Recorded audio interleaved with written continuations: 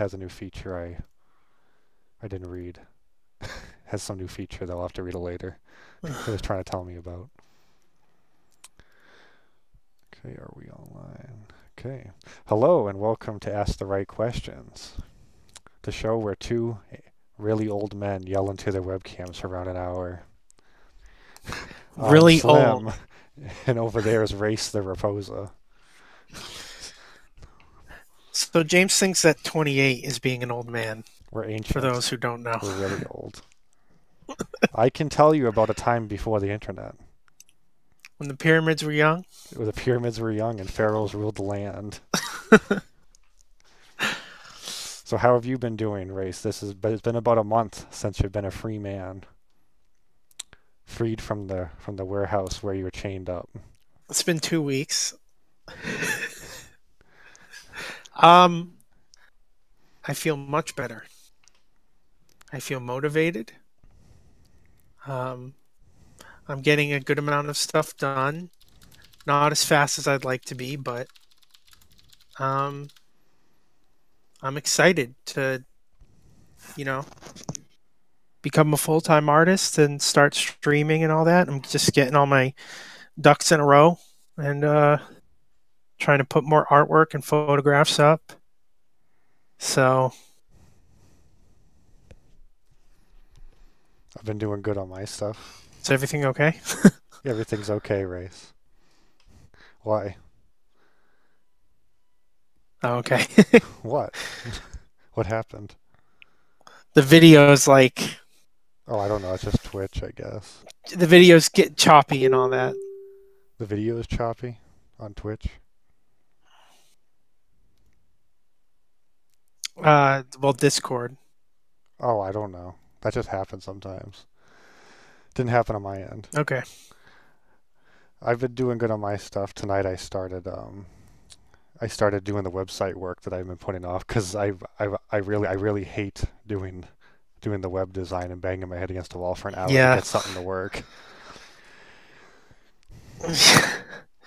But our Yeah, question that for stuff. today was hand chosen by Race. Yep. Why did you choose this question, Race? Does debate change minds? um,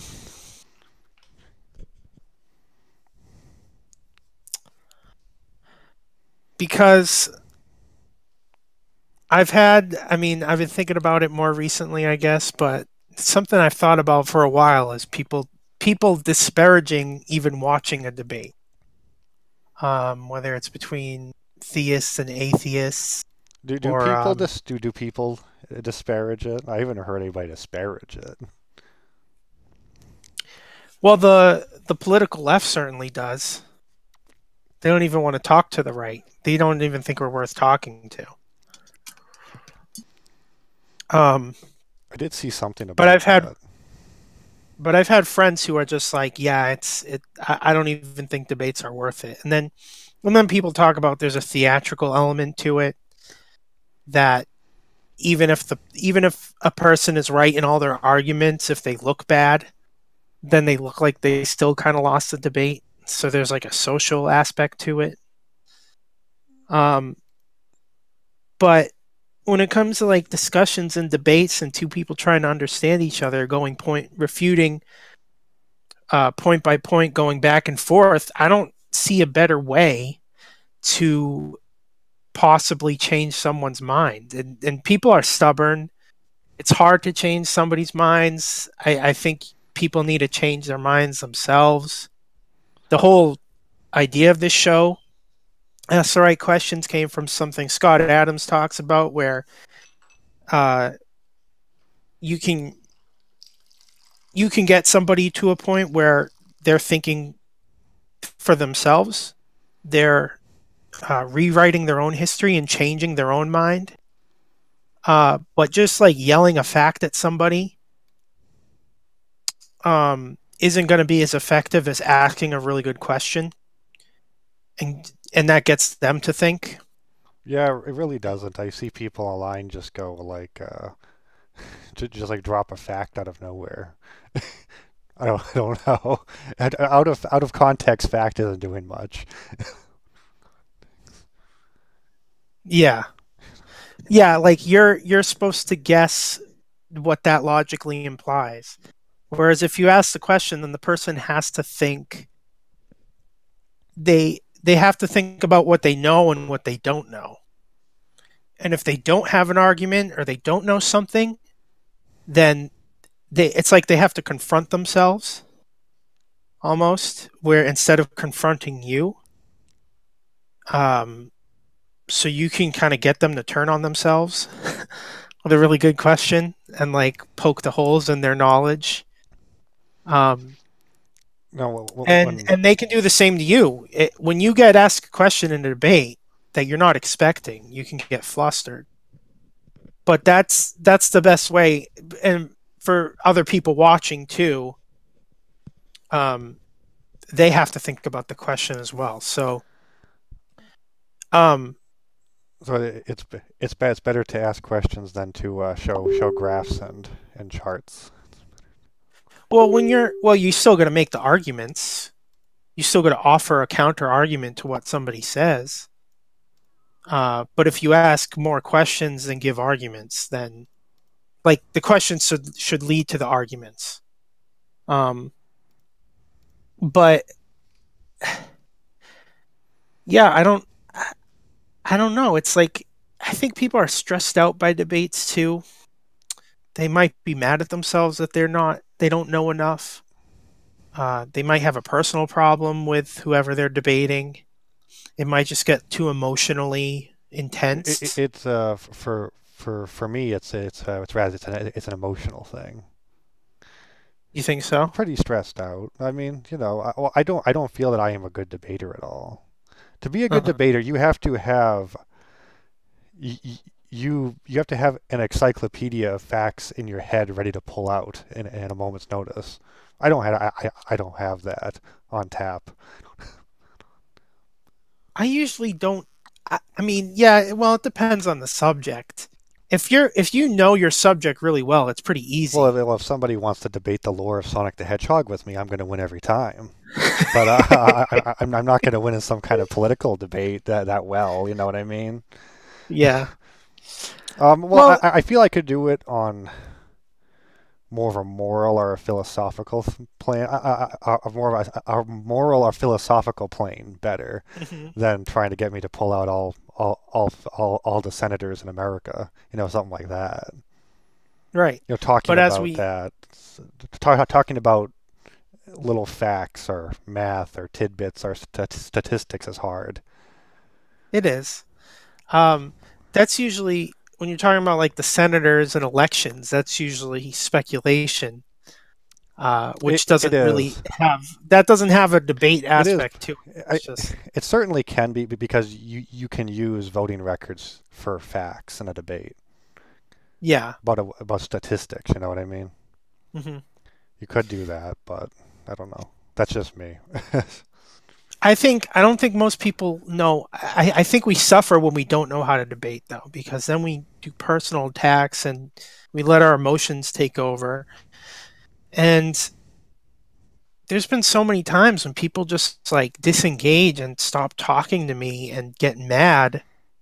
Um, when I didn't show this, I didn't show the same back. I just wanted an answer. I just It wanted an is. argument. Well, I Like get. try to change my mind. Like Well, that's a good point. When I say emotional, I I don't think mean it's just I'm like it's going to get emotionally mad. intense.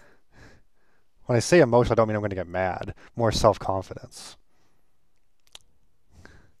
Yeah, That's what I was saying by it's just emotional. stressful. Yeah, it's stressful.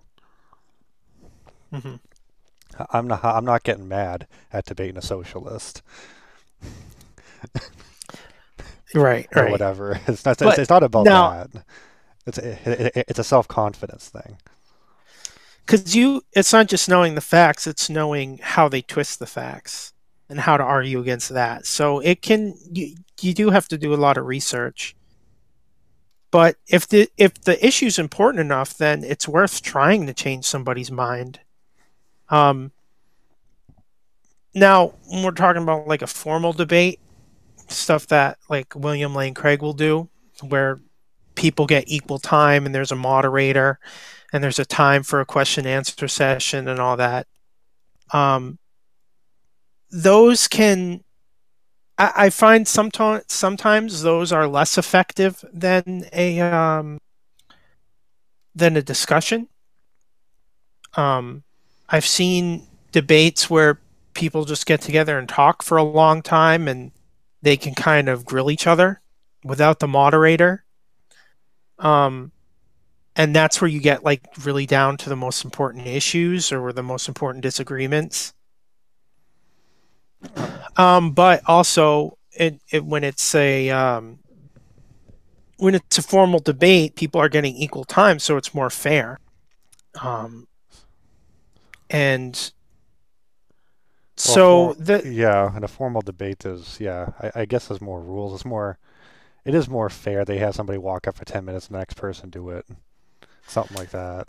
But even at 2 hours, it can be too short to really get somewhere in the debate. It can also ruin people's train of thought, too.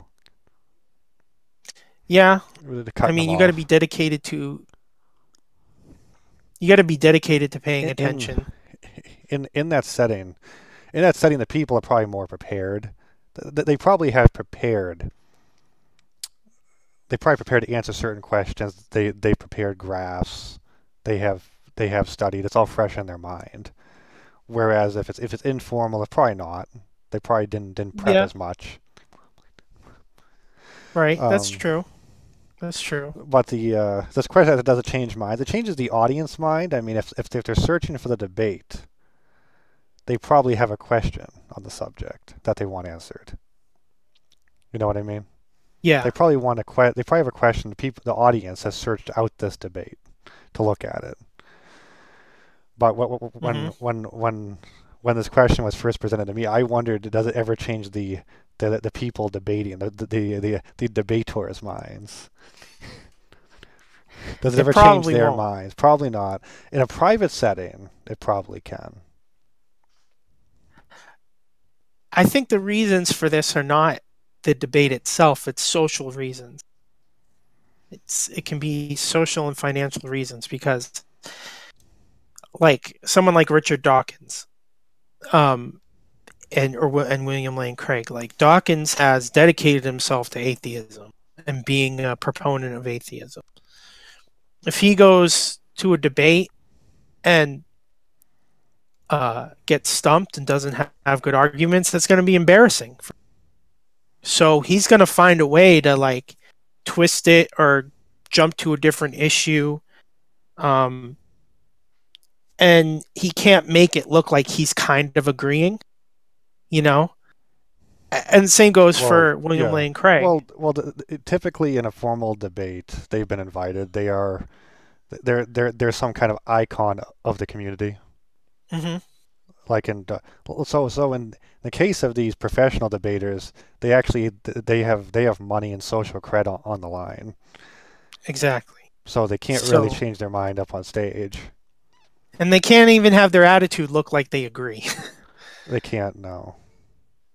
So there's like a hidden, like subconscious, like social, like things are at stake for you being wrong. So you're not going to be like, oh yeah, well, I guess I was wrong about that. I personally have changed my mind, of course, in private debates, I guess, if you want to call it that, between you and me or whoever. Yeah. I changed my mind during it, but I didn't have an audience or anything on the line, I guess. If I had social credit and money on the line, who knows? Yeah, it's like you went to the effort of writing an entire book advocating for one position, and then one debate changes your whole position. Now you have to like rewrite that whole book. Or write the sequel. Yeah. Write the sequel for it. How like it changed. you have to admit that it's not just admitting you were wrong, it's that you led people astray. And you've maybe convinced some people that you're like, no, wait, I was wrong. But now they're already on the wrong side that you put them on. Is there examples of people converting? What's that? Is there examples of people converting after writing a whole book or two on it, or advocating for some position and then changing their mind? There was a guy who did There's a guy who did the Crusades with not the Crusades, the I don't know the word for it. He was with Billy Graham for a while, Yeah.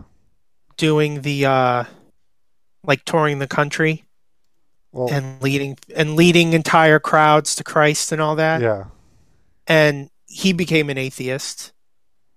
Didn't the lady who advocated for abortion to become legal change her position after? Yes, he did. The Roe, I think actually Roe from Roe versus Exactly. Wade. Yeah. Yeah.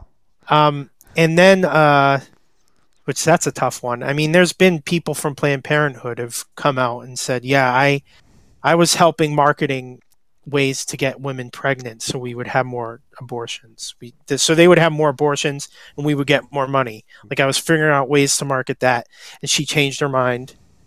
And Antony Flew was an atheist his entire life. He wrote a book at the end where he's like, "Yeah, I was completely wrong." Um, he didn't become a Christian, but he said that's the most likely of all the religions. He was like he became an agnostic, like a I don't know what you Yeah. call it, an agnostic theist. So it's actually quite a few who have changed I'm really. sure you could. I'm sure you could find more than Well, that. there's But a lot more than you would think. yeah, and that's hard. That's hard for the brain to do. It's not just those are some really brutal ones too, and some really brutal examples of it. yeah. I mean, More it's not so just than you. you Yeah, could. it's not just your moral character changing. It's your brain can't handle that level of rewiring, Well, it's stress. hard. No, you probably fall into depression, guilt, all kinds of stuff. You know. Yeah. Do you have respect for these people changing their positions? Oh, oh, of course. And I don't. I think. I think debaters who would change their mind in a debate, I think they would be more surprised at people going, "Hey, I respect that you actually changed your mind on that." Well, Like I don't know. I have to imagine like people from the other side would certainly embrace you a lot, yeah, but the people on your side would probably like be sending you hate mail and for a and while. and a lot of them could be your friends. Yeah. Like imagine all the friends that Dawkins has made through atheism, and then he becomes a theist.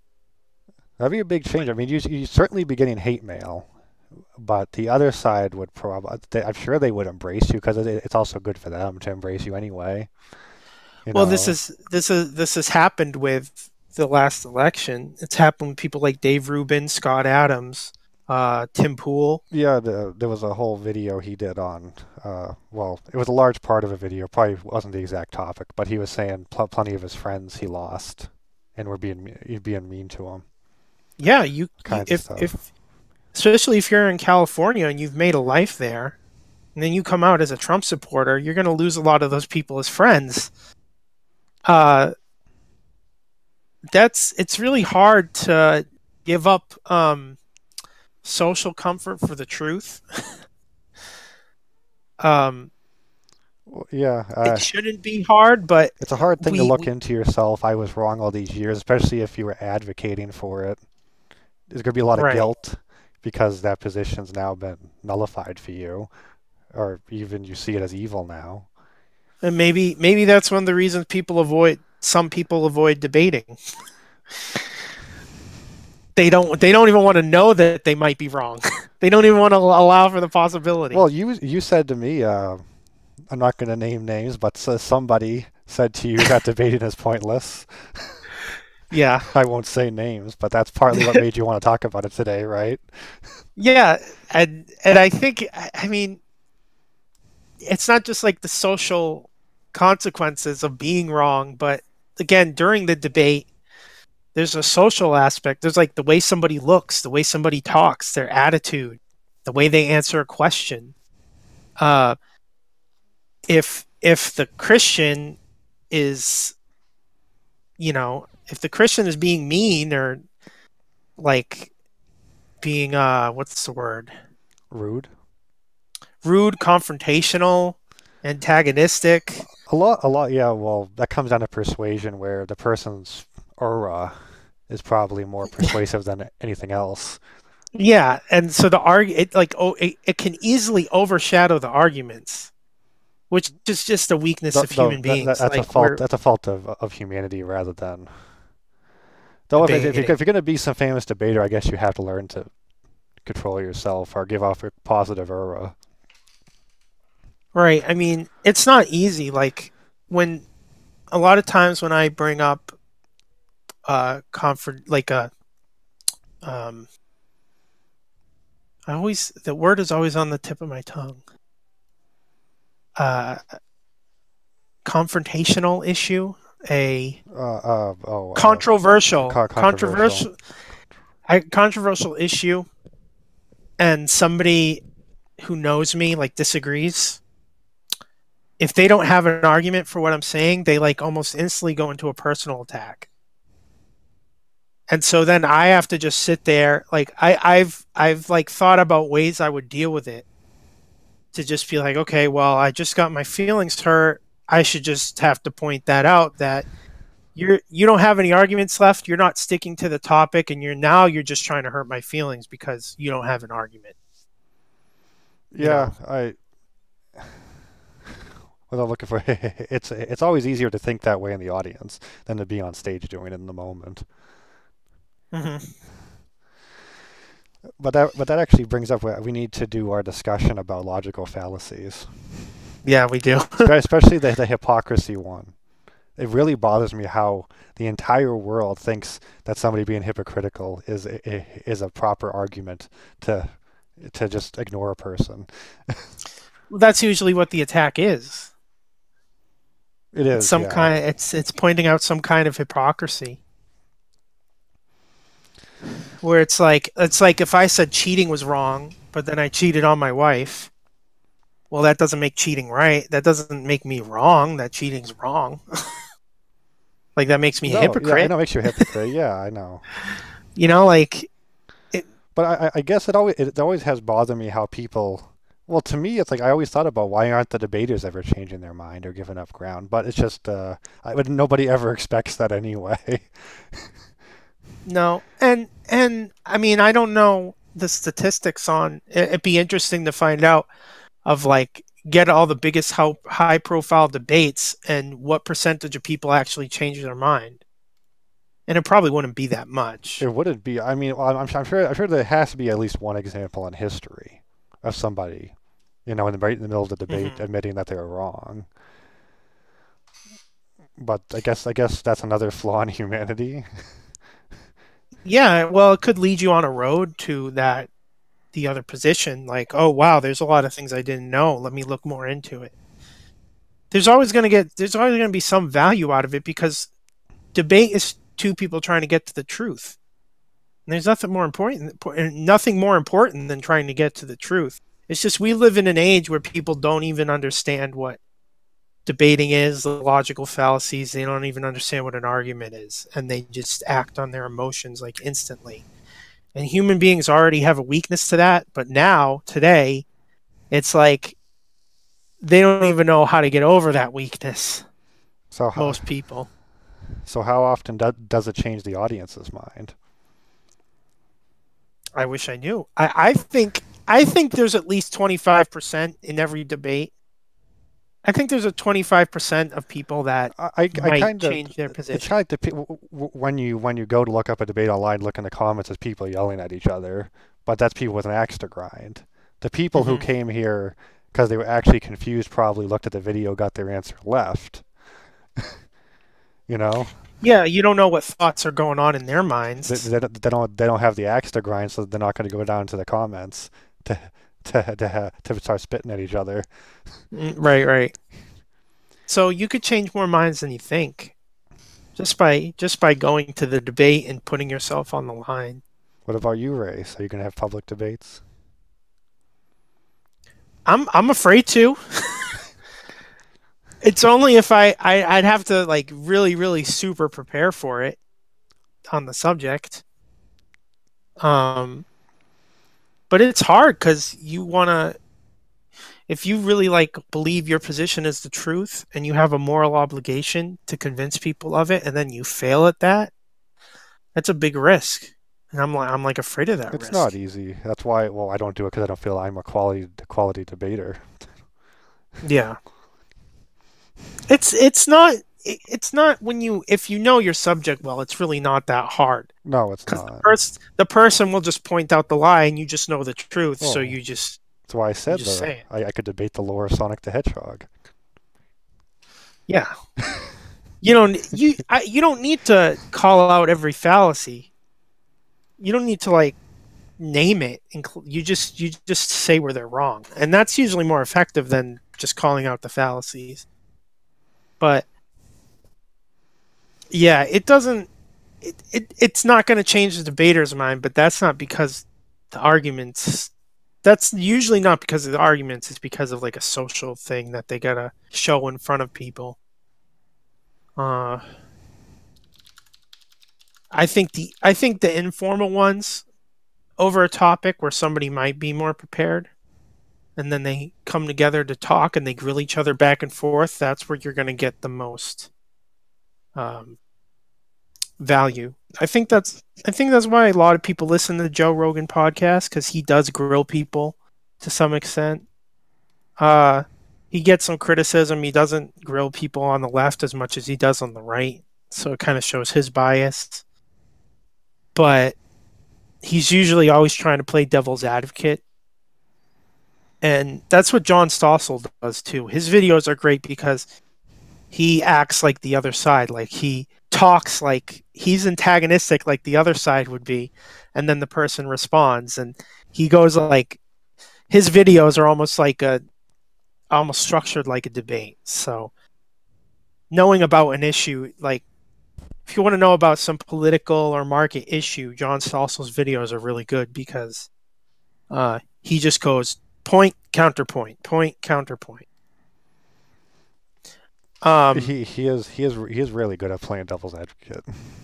yeah. He is good at that. Um, something else that Scott Adams has been talking about recently, that got me thinking about this topic was he's trying to figure out climate change, the good and bad arguments on both sides. He said something like he thinks that 60% of each side has bad arguments or not convincing ones. Um, and he says that the climate issue, like climate science, is too complicated for the average person. And Climate science probably is, to be honest. yeah, I there might not be a more complicated science because it's literally the atmosphere of the entire planet. There's a lot of stuff going on up there. There's a lot of variables to consider, and not a lot of studies or graphs to like account for all those variables and figure out a cause. So, uh, so let's just say I'm not confident enough to give more of my money and give more power to government to try and fix something No. that I might not even know exists or not. No. Whether climate change is happening or not, I don't trust the government to try and fix it. So, but anyways, he was talking about how uh, somebody sent him. He put out a question about climate science. Somebody sent him a report, an article, a study. The study is 73 pages. It's like, It's and plenty to then read. that's not just plenty to read. What's the counter to those 73 pages? Another Because there might be a 73 counter, pages. maybe even more. Like, and the only people who could really like get deep into that is the climate scientists themselves. The average person can't really make a definitive decision So, about it so because it's it's just too dense. so that's why most people appeal to authority Appeal on to it. authority, On and it. it can be some issues can be so complex and so dense that the brain just gets overwhelmed, and it's easier to just turn to your emotions or turn to assumptions that you already have. Like, again, I can't be, I can never be, I'm never going to be a climate scientist. So I can't 100% say for sure whether we're having some catastrophic effect on the environment, you know? But so I just go back to my libertarian assumptions of, well, the government's never going to be competent enough to fix our problems. So if this is a problem and it's a big one, I don't want to give power to the government to try and fix it. So I'm not going to be on the left's political action against global warming, even if it's true.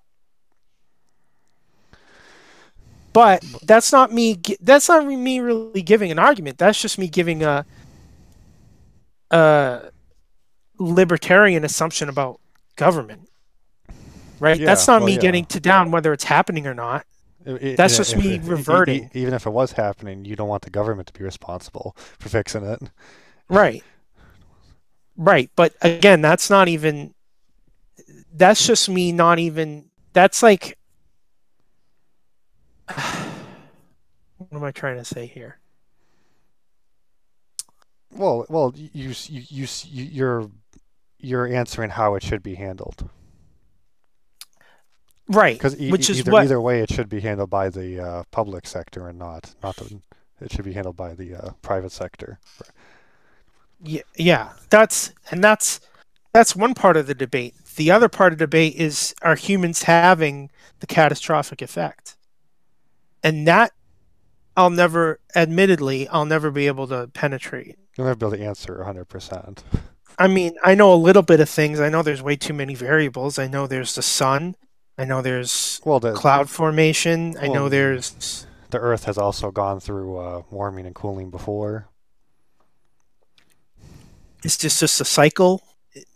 I've heard that things will only just get wet. There'll be more jungle. There'll be more forest because things will just be wetter because they're warmer. It won't be like the world burning up, like they claim. Like the fear mongering. I mean, I used to watch Link TV back in the day during high school, and they were super alarmist about it, and I thought the world was going to end soon. He used to watch it every day after Dr. Phil. I mean, we watched An Inconvenient Truth. We did it like science 2 class. times in science class. And but we never got the other side to that debate either. No, well, the guy showing it just stood there and said, "This is all true, guys. It's all true." Right. If there was a debate, then maybe I wouldn't be as confident, and I wouldn't be alarmist, and I wouldn't have been stressful about it. Yeah. I wouldn't have been freaking out about it if I was less sure because what is it? It's going to end in, what'd she say? What did Cortez say? It was 12 years or something she said it's going to end? Yeah, the world's going to end in 12 years. That's good news to me. Okay. Would you like to explain to the audience why that's good news to you? I'm just throwing it out as a hyperbolic joke. I mean, are they in on the hyperbolic joke at this point? Well, no, but they eventually will be. if an audience We've done a lot of up. shows so far without any input. If an audience ever shows up. Maybe there's somebody out there listening silently like, I get that joke. Well, I've been listening to all these shows. Well, Bryce is. Yeah, he is. Bryce watches them live, and then FC watches them after. Okay. That's good. So, have we reached the end of this topic, Race? I mean, I think so. Does debate change minds? It's hard for them to. It's hard for them to change the debaters' minds. But I think it's going to be better than you just going, just getting one side. Two sides interacting is better than getting the two sides separately. It's always better. I'll throw this out there, though. I mean, since we're talking about from a more modern perspective, where people can go on YouTube and watch a debate, on whatever topic they wanted. Hmm. That's probably changing more minds than ever because they had a question, then they find the debate and listen to it. In the Right. in the past public debates where there's two people stood on a couple boxes on the street side, only the people who stopped to see it or came to the auditorium. In the past, Right. only those people ever saw it. But if they showed up, they probably were interested, right? They probably didn't Right. have an axe to grind like nowadays, as many people. You know what I mean? So it probably changed Hmm. minds back then too for whoever showed up. Well, I just thought of another example too. Like, if you're constantly criticizing someone from afar without ever talking to them, you're going to be less effective than if you just actually talk to them. It's true. Yeah, it's true. And this is part of why the left is losing, because Well, they it just also don't show up for debate. They don't even believe in debate. it also at least impresses the people that you had enough confidence to show up to a debate. Right. And someone like Dave Rubin inches and inches closer to conservatism because conservatives are the only ones that show up to his show for the most part. Like, well, they're the most of the people that show up to his show. So what the right is gaining more ground because they show up for debates and discussions. Christians are really bad at this as well. Uh, like I was listening to a guy called Todd Friel. He has a show called Wretched. He does a lot of criticizing modern day churches and stuff. And sometimes it's just, to me, it's just like, it's way too negative and whiny. And it'd be more effective if he just called them up and asked them some questions. Like, is this biblical for you to do? And then give some arguments. And that be better at convincing his Whoa, audience. weren't you trying to tell Jordan Peterson to show up to a debate against a Christian? I said, I tweeted to him, please talk to some Christian apologists. He has like a tiny nugget of a conversation with William Lane Craig. But there was like a lady in the middle who was like kind of taking it over. But like William Lane Craig pointed out a philosophical mistake he was making. And Jordan Peterson could gain from learning more philosophy than psychology. But that guy, Todd Friel, he was criticizing William Lane Craig for like his, an article in the New York Times where he said, like, he talked about how, well, you don't have to 100% believe the Bible is the word of God. That doesn't change that Jesus rose from the dead. Like, that's still, you can still consider that historical fact. And they're like, no, you got to believe 100% it's the word of God to be a Christian. Now, they could just go back. He could just like criticize him from afar like that, or he could have him on the show and debate it. And then you'd see which position is more powerful. I guess does he care enough about that topic to debate it? Yeah, well, they should both. They're both high-profile Christian thinkers and writers, Yeah. so they're making their living off of it. So, but it's just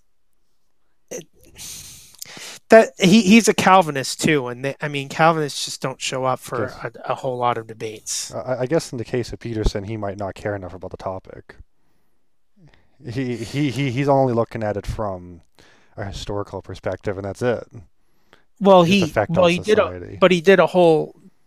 he did a whole series of Bible lectures, and he wants to do the entire Bible That's what I mean. eventually. He was doing it from a historical perspective and its effect No, on society. he wants to do it from his perspective. Well, But if he really wants to, then he certainly does care enough at that I mean, point. it's like this too. Dawkins. The one he has is more historical than anything else. Well, The no, it's talk not he even has. it's not even history. It's just it's the symbols of the Bible. It's the symbology Yeah. and the how it relates to human evolution and life itself. It's like it's extracting principles from it, but not like it's not trying to get into like the theology of it, which is more important. Well, that's why I'm saying it's kind of Even historical. I don't know. It's a whatever word you want to use. he doesn't. Well, no one. Most people don't want to believe that Genesis is historical. More of its It's like effect. they don't want to Well, believe it's actual well, history. I meant historical in mankind, its effect on people. Oh, it's on the Enlightenment and all that. Yeah, Yeah, yeah, yeah. He's saying why we need it, why its assumptions undergird yeah. our entire culture. Its effect on mankind as a book. It's, Its effect on the West and its yeah, effect on its America. effect But on culture and all that. but what if it's not true? Well, if it still had an effect. But its assumptions aren't true. Yet its assumptions gave us all this benefit. Um, It's annoying. Like Pete, he wants to talk about the Bible from his perspective, but something even that Dawkins would do is, um, he would only talk to, um, like confirmed priests or something. But I think he like pretty much straight up refused to talk to to debate William Lane Craig. Um, well, you need to actually get his attention somehow. I'm sure he gets millions of tweets a day. yeah, I doubt it. No, people were criticizing him for it while it was happening, but there's like been whole scandals where people refuse to debate William Lane Craig.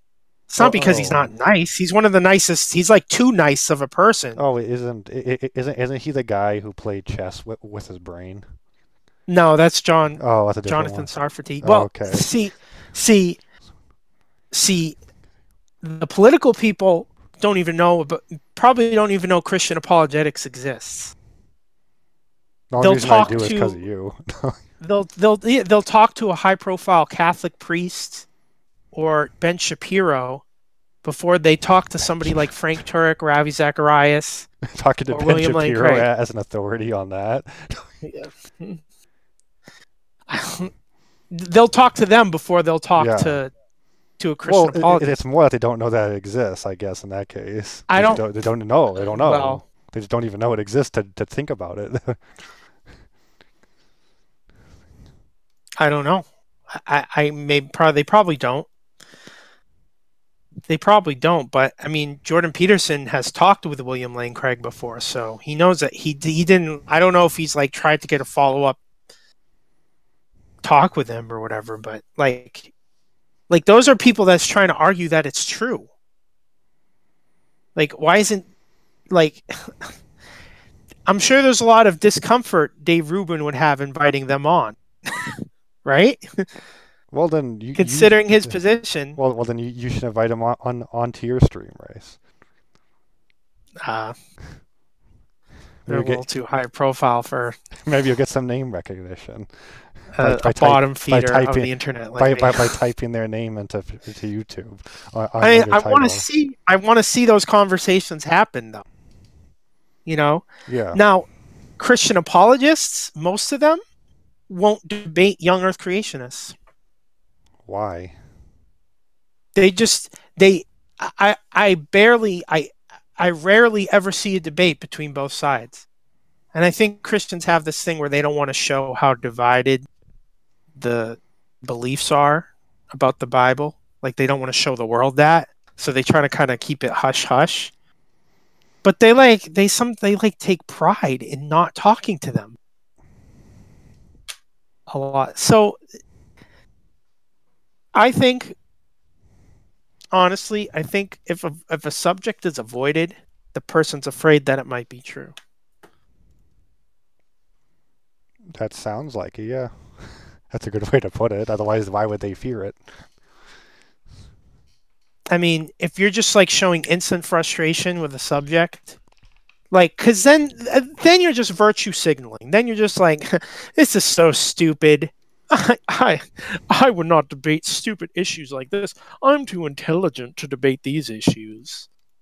You know, it comes off as like, I don't know the word, narcissistic, self-important. Elitist. Yeah, it's just like then you're just virtue signaling like I'm not that stupid. I'm not stupid as this guy. Where it's like I wouldn't show any disrespect to a flat earth believer. I would just have a debate with them. I'm not going to like laugh at them, Yeah, you know? I don't know. Like, I guess some people would take what you're saying as that you would have to debate every person who comes to you asking for one. I guess that's true. And you can't do that. But but there's a lot of But if people if do there is, if your fans want you to, if there's a lot of people asking for a particular subject for you to debate, you probably should do it. yeah. Right. I mean, and I understand it can be frustrating. Um, it's just they get into virtue. It's like everyone virtue signals to some extent. It's not just the left. Like they virtue sense. Like I'm not that stupid, guys. Look at how not stupid I am. And then they just like they do fake laughs, and Well, yeah, it's just annoying. it gives off the aura of being stuffy. Yeah. So you've gone off the Christian apologetics race. We're going to wrap up the show tonight with a promise that Race is going to tell us the question next week. What is a Christian apologetics? That's what you're going to talk about next just week. what is it? What is a Christian apologetics? Well, since we've kind of, I never thought about it, but I don't think it's something that people know about in the first place. No, I thought about it. Okay. I wouldn't even know about it if it wasn't for you. To me, it just became a matter of fact because I've known you for a long time. But would that involve getting into some of the arguments? I guess it depends on how you think time would run. Well, how long would the introduction be? I think it's on our list of topics. Let me pull it up. I thought it's on our list of topics. But I can answer the question like a sentence. Okay. It's just like what else do you go into? How about you can give an introduction? It's an introduction to Christian apologetics. Okay, that sounds good. Is it really that simple for one sentence? I mean, I guess in a way it's arguing for the validity. What is the word? The validity? Is that a word? It's defending. It's just defending the Christian worldview. Yeah. I was going to say the validity of Christianity. I don't know if that's even a word, though. Well, the validity. The validity. There we go. The validity. Yeah. Apologia means in defense of. Yeah, and nobody thinks of it that way. When they hear the word apologetics, they think it's like a complicated way of saying sorry. Yeah, that's what I did at first. You're apologizing for existing. It's just like giving reasons why Christianity is true. Look at that. The webcam even shook when he did that smack. It was serious. It was serious. Okay, so that's next week, Race. Okay. What is Christian apologetics? Well, it's an introduction. Okay, I'll commit to that. Will you commit to that? Yes. Okay, there you go. You have I give my word to my giant audience listening. We need to go tag our videos, I guess. I don't know. I don't know how to get known on the internet. We'll wrap up this. Feels impossible. It does. I know what you mean. I do know what you mean. I don't know how I'm gonna promote Higher Falls. I don't. You just gotta hope somebody listens to it one day and like, listen to this great show by these two interesting people. These two old men. 28-year-olds, they think it's like being 60 or something. It's really weird. Well, that's how I feel. That's how I feel. That's my feelings, Race. It's not a fact, but it's my feelings on that one. Well, that's my feelings. The INFJ is an old soul. Yeah. On my age, I'm speaking purely on feelings. It's not a fact, I know, but I feel old. Mm-hmm. So I'm not going to claim that's a fact. Okay, True. So let's wrap it up. Thank you for joining us today. If you sat through this 15-minute long show where we went off topic, way off topic. It's okay. It's not okay. Well, it's about I know about the Christian world and who's not debating. They're avoiding each other. because they're afraid. There you go. I can read their minds. I know this is true. And next week you're gonna introduce the world to it. I will. Okay. Thank you for joining us. You gotta like, comment, subscribe, give us a golf clap, share it with your friends, print it out, put up flyers on telephone poles about our show. Do all of that to make the Ron Paul revolution. To make yourself and us feel good. Yes. We will express words of gratitude if you do. All right. We'll see you all next week for Christian Apologetics, the introduction.